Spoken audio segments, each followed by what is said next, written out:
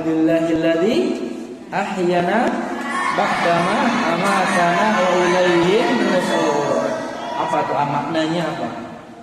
Alhamdulillah, segala puji bagi Allah. Alladzi ahyana, yang telah menghidupkan kita kembali. Ba'dama amatana, di mana sebelum dikembalikan nyawa kita ini Allah mematikan kita semuanya, yaitu dengan tidur. Wa ilaihin nusyur. Nah, tadi kita hidup, kemudian mati dengan cara tidur, kemudian dihidupkan kembali oleh Allah dengan cara bangun tidur. Wa ilaihin nusyur, dan nanti kita semuanya akan kembali di hadapan Allah. Nanti kita semuanya akan kembali di hadapan Allah. Wa ilaihin nusyur. Alhamdulillah, ini bangun tidur semuanya sehat walafiat, nyawanya kembali semuanya. Alhamdulillah, bangun tidur anggota tubuh kita semuanya berfungsi normal. Coba mulai dari mata, ketika memejamkan matanya normal nggak? Normal. Ketika memejamkan matanya bisa melihat indahnya alam ini, melihat kegantengan wajah-wajah kalian, mendengarkan pula tausiah Ustadz di pagi hari ini, menyaksikan keindahan alam semesta yang ada di jagat raya ini. Kenapa?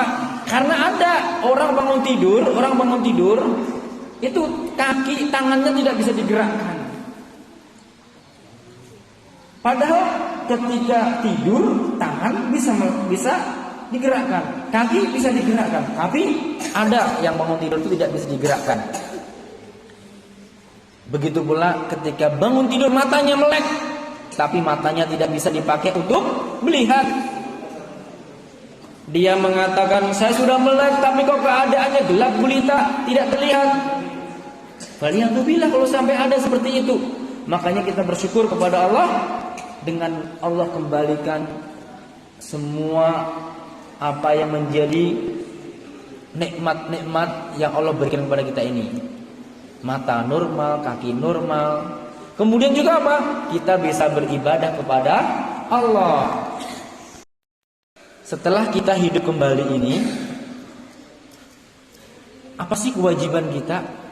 Kita sebagai manusia ini diciptakan oleh Allah, kemudian bangun tidur. Apa sih kewajiban kita sih? Apa kewajiban kita? Apa kewajibannya? Beribadah. Apa ibadah itu? Apa ibadah? Menyembah Allah. Apa artinya ibadah? Menyembah Allah. Menyembah Allah. Siapa yang tahu dalilnya? Kita manusia ini diciptakan oleh Allah untuk ibadah. Siapa tahu? Siapa tahu? Oke, coba yang kencang, piano yang kencang. Wama? Ya, wama khalaqtul jinna wal insa illa liya'budun. Tidaklah aku ciptakan jin dan manusia kecuali untuk beribadah kepada Allah. Oke. Saya tanya lagi. Ibadah apakah yang pertama kali nanti akan dijadikan standar itu adalah ibadah yang lainnya akan menjadi baik? Apa? Fadlan? Sholat. Jadi ibadah yang akan dijadikan standar ukuran ibadah tersebut baik atau tidaknya adalah apa? Sholat. Kenapa sih sholat kok dijadikan standar? Bahwasanya semua amal itu akan menjadi baik kalau sholatnya baik, dan semua amalan akan menjadi buruk kalau sholatnya buruk. Kenapa sholat? Siapa yang tahu jawabannya? Bukan, terserah. Setahu kamu apa? Karena sholat itu tiang agama, masya Allah. Karena sholat itu adalah tiang agama. Bagus Raja. Apalagi Aldo? Apalagi? Sama. Kiano? Iya, itu kan pertanyaannya. selain sebagai tiang agama apa? Nah, sholat apa lagi? Apa? Menjadi kunci surga. Boleh menjadi kunci surga. Karena kalau sholatnya bagus, nanti akan jadi kunci surga. Oke, apa lagi? Perhatian, rangkaian daripada ibadah sholat ini banyak banget. Di antaranya apa? Di antaranya adalah pertama kali azan. Coba kita lihat, kita perhatikan dari azan saja. Kalimat pertama kali azan apa? Allahu Akbar. Azan artinya apa? Azan artinya panggilan sholat. Coba, azan itu dari kata uzun. Uzun itu apa? Telinga. Coba kalian pertama kali lahir di dunia, yang pertama kali dikumandangkan, didengarkan ke telinga kalian apa? Azan juga. Saya tanya, azan sehari semalam berapa kali? 5 kali. Subuh, zuhur, asar, maghrib, isya. Azan itu merupakan azan itu merupakan apa? Pengingat dari Allah. Azan itu merupakan absensi dari Allah. Coba bangun tidur kalian sudah diabsen oleh Allah. Allahu Akbar, Allahu Akbar, diabsen oleh Allah. Azan itulah sebagai absensi dari Allah. Bangun tidur langsung diabsen. Allahu Akbar, Allahu Akbar. Nah, Allah memanggil tuh. Hadir enggak kita? Nah, sebagaimana seorang bos, seorang juragan, dia kalau mempunyai karyawan, diabsen enggak karyawannya kerja atau tidak? Diabsen enggak? Diabsen. Pagi-pagi masuk kerjanya terlambat atau enggak? Tepat waktu atau terlambat? Diabsen oleh bosnya. Ketika masuk kerja terlambat, dipotong gajinya. Ketika masuk kerja tepat waktu, mungkin mendapat bonus. Nah, kalau seorang juragan bos, dia hanya mengabsen itu di pagi hari dan sore hari. Ketika dia datang dan pulangnya saja. Namun Allah Subhanahu wa taala apa? Mengabsen sehari semalam berapa kali? 5 kali. Ketika siang hari diabsen lagi. Allahu Akbar, Allahu Akbar. Dipanggil oleh Allah. Di siang hari kebanyakan orang itu sibuk kerja. Kalau anak-anak mungkin sekolah, setelah sekolah waktu istirahat dipakai untuk main. Coba dipanggil Allahu Akbar, Allahu Akbar. Nah, dia akan memenuhi panggilan Allah. Masuk ke masjid atau masuk ke warung atau masuk ke warnet. Nah, kalau masuk ke warnet berarti dia tidak memenuhi panggilan Allah.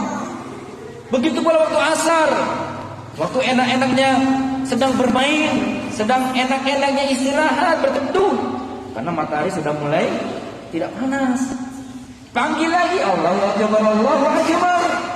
Datang enggak nih? Yang mengatakan dirinya sebagai seorang hamba yang soleh, ketika dipanggil oleh Allah di waktu asar, datang enggak nih? Nah, ketika datang, Masya Allah, dia telah memenuhi panggilan Allah. Di sore hari atau di waktu-waktu maghrib atau petang, coba kamu perhatikan.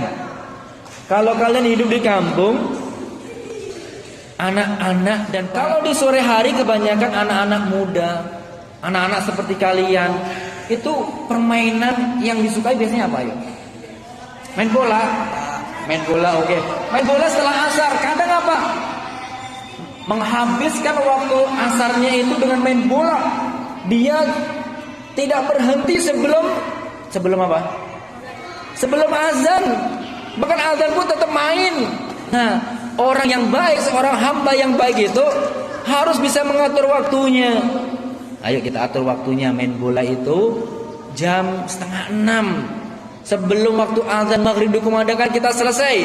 Dipakai untuk siap-siap diri untuk memenuhi panggilan Allah. Kita mandi, kita pakai baju yang bagus, pakai wangi-wangian, kemudian menuju masjid. Itu seorang anak yang hebat. Anak soleh itu begitu. Kemudian di waktu Isya, Waktu Isya kalau di kampung biasanya pas setelah mandi bersih, kemudian makan-makan bareng. Di waktu Isya itu biasanya apa? Nonton TV. Duduk di depan TV. Nonton sinetron. Sinetronnya pun apa? Bersambung lagi. Sinetronnya bersambung. Lagi seru-serunya. Pas lagi seru-serunya itu dikumandangkan azan. Allahu Akbar, Allahu Akbar. Nah, kalau orang yang nggak punya iman, azan lagi ganggu suaranya. Lagi ngomong apa ini sinetronnya? Dikencengin suara sinetronnya sebagai tandingan azan. Tapi kalau orang yang mempunyai iman itu harus apa? Harus merasa dirinya itu bergerak. Tergerak hatinya, bergetar hatinya dipanggil oleh Allah. Oh iya, azan. Sinetron matikan, TV matikan. Lebih penting panggilan Allah. Karena kalau saya memenuhi panggilan Allah, masuki masjid, hatiku jadi tenang.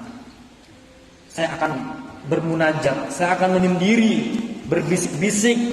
Saya akan menyendiri untuk berdoa, memohon kepada Allah daripada hanya melototin TV. Gitu. Makanya apa? Sholat itu tadi apa? Sebagai patokan amalan kita semuanya. Kalau sholatnya bagus, semua dianggap bagus. Kalau sholatnya jelek, semua akan dianggap apa? Jelek. Karena tadi Allah Subhanahu Wa Taala memanggil kita berapa kali? 5 kali. Apalagi dalam panggilan sholat tersebut Allah jelaskan apa? Jelaskan maksud daripada sholat. Apa maksud daripada sholat? Apa tujuan daripada sholat? Siapa tahu? Hayya 'ala al-falah. Tujuan sholat itu ada pada kalimat azan. Ketika muadzin mengumandangkan hayya 'ala shalah, apa artinya hayya 'ala shalah? Mari sholat, mari sholat. Ngapain untuk sholat? Ternyata ada jawabannya setelah hayya 'ala shalah. Apa? Hayya 'ala al-falah. Supaya kita semua ini sukses. Mari kita sukses, mari kita sukses. Mau nggak dikatakan dipanggil oleh Allah dengan, diajak oleh Allah dengan sukses? Mau nggak? Seharusnya mau. Orang yang normal itu diajak sukses mau. Coba kita lihat panggilan sholat atau kalimat sholat di akhir berbunyi apa? La ilaha illallah. Coba, la ilaha illallah inilah yang menjadi kunci, yang menjadi penentu juga orang hidup di dunia ini. Rasulullah SAW mengatakan, menyampaikan dalam hadisnya apa? Barang siapa yang akhir hayatnya mengucapkan la ilaha illallah, maka baginya wajib masuk surga. Masya Allah. Pengen masuk surga gak? Mau masuk surga gak? Bisa gak nanti kita di akhir hayatnya mengucapkan la ilaha illallah? Bisa gak? Insya Allah bisa. Bisa atau tidak bisanya tersebut tergantung amalan kita. Kalau kita senantiasa beramal soleh, insya Allah Allah akan mudahkan kita semuanya. Allah akan mudahkan lisan kita ini untuk mengucapkan la ilaha illallah. Kita bermohon kepada Allah, Allah wafatkan kita semuanya dalam keadaan husnul khatimah. Allah matikan kita semuanya dalam keadaan beribadah. Allah tutup usia kita ini melalui lisan kita dengan mengucapkan la ilaha illallah. Allahumma amin.